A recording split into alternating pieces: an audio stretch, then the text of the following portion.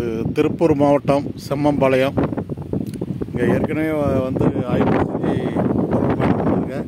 அதான் இருக்குது, இப்போ தெரியுது.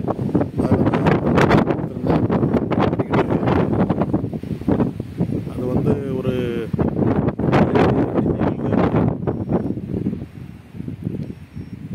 இந்த பக்கம் கோயம்புத்தூருக்கு ஆய்வு பண்ணிக்கு வந்திருந்தேன்.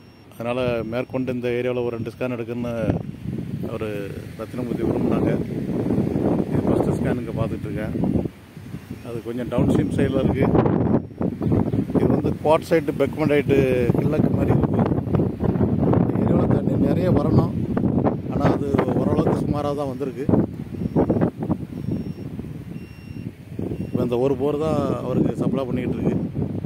நீராதாரமாக விலைக்கு நிறைய இருக்குது, அதனால் தண்ணி தேவை அதிகம்.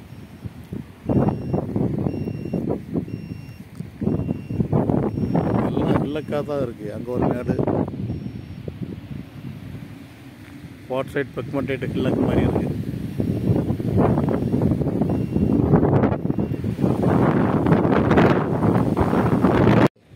இங்கே பாருங்கள், இதுதான் பாறை அமைப்பு. செம்மம்பாளையம் திருப்பூரில்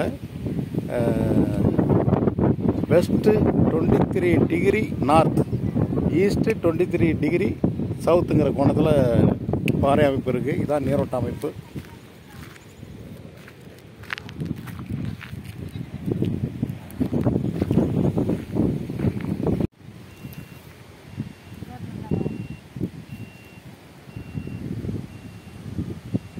இது போர் எத்தனை அடி ஆழம்?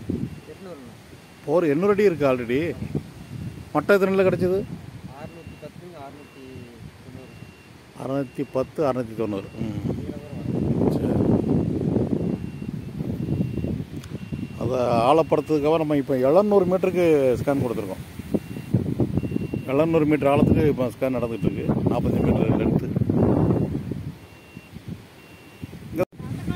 அதில் போர்வெல் இடிஞ்சு விழக்கூடிய இடம். அது எத்தனை அடிக்கல் இடிஞ்சு விழும்?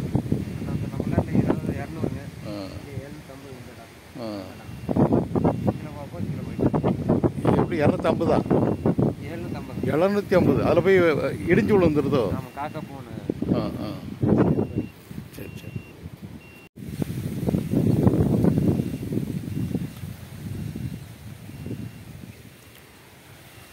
இது திருப்பூர் மாவட்டம் தம்புரெட்டிபாளையம். அந்த இடத்துல எத்தனை அடி ஆழம் போர் போட்டிருக்கீங்க? 800 அடி ஆழம் அதில் போர்வெல் போட்டிருக்கு. இது மட்டம் எத்தனை அடிலாம் வந்துச்சு? 520 அடியில் மட்டம் கிடச்சிருக்கு. கொஞ்சம் சகதி வந்திருக்கு.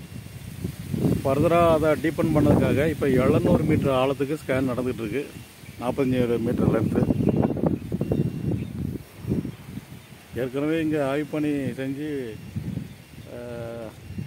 வடக்க தெற்க ஃபுல்லாக ஸ்கேன் பண்ணி அந்த ஓரத்தில் போர்வெல் எதுவும் பரிந்துரை செய்யலை.